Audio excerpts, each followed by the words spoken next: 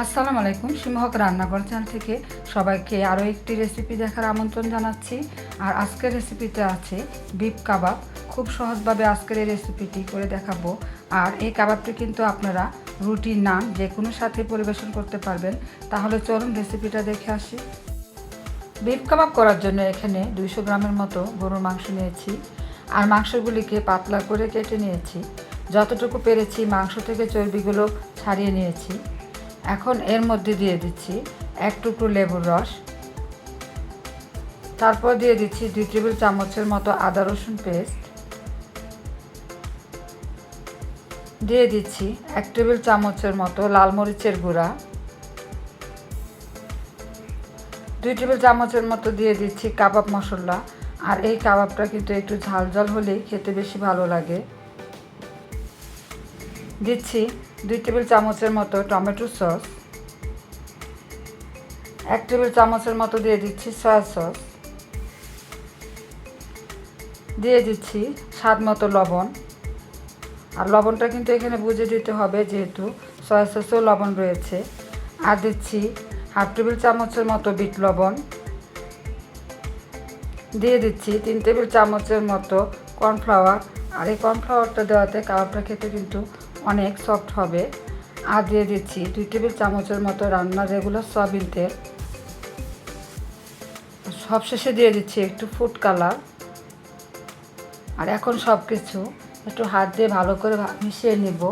আর এখন ভালো করে একটু মিশিয়ে নিতে হবে, একটু সময় নিয়ে মিশিয়ে নিব যেন মশলাগুলি ভালো করে মাংসের ভিতরে যায়।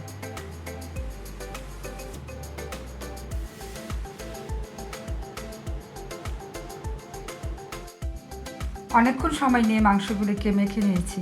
এখন এর মধ্যে দিয়ে দিচ্ছি 1 টেবিল চামচের মতো ঘি। আর ঘিটা দিয়ে ভালো করে আবারও মিশিয়ে নেব। এখন এটাকে রেস্টে রেখে দেবো প্রায় 5 ঘন্টার মতো। ইচ্ছে করলে সারা রাত এটা রেখে দেওয়া যায় নর্মাল ফ্রিজে। আর যত বেশি করে ম্যারিনেট করে রাখা যায় ততই কিন্তু কাবাবটা ভালো হবে।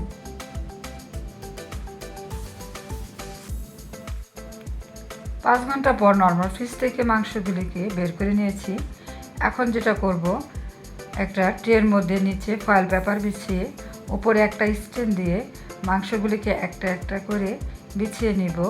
একটু ফাঁকা ফাঁকা করে বিছিয়ে নিতে হবে, একটা গায়ের সাথে যেন একটা লেগে না যায়। এভাবে সবগুলি মাংস আমি বিছিয়ে নেব।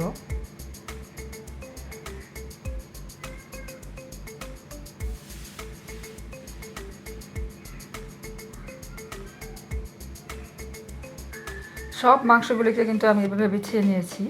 এখন এটাকে ওভেনে বেক করে নিব। আপনারা চাইলে এই কাজটা চুলায়ও করে নিতে পারেন। ওভেনটাকে 10 মিনিট প্রিহিট করে এখন মাংসগুলি এর মধ্যে দিয়ে দিচ্ছি।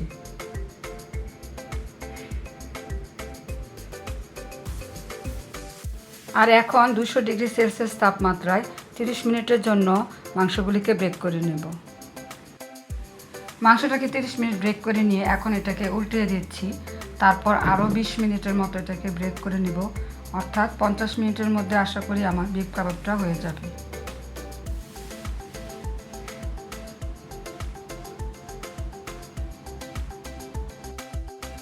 তৈরি হয়ে গেছে খুবই মজাদার বিফ কাবাব। আর এই কাবাবটা খেতে কিন্তু অনেক মজার। আশা করি সবাই একবার হলেও ট্রাই করবেন। আর আজকের রেসিপি যদি ভালো লাগে প্লিজ লাইক, কমেন্ট, শেয়ার করে আমার চ্যানেলটা সাবস্ক্রাইব করে রাখবেন। আল্লাহ হাফেজ।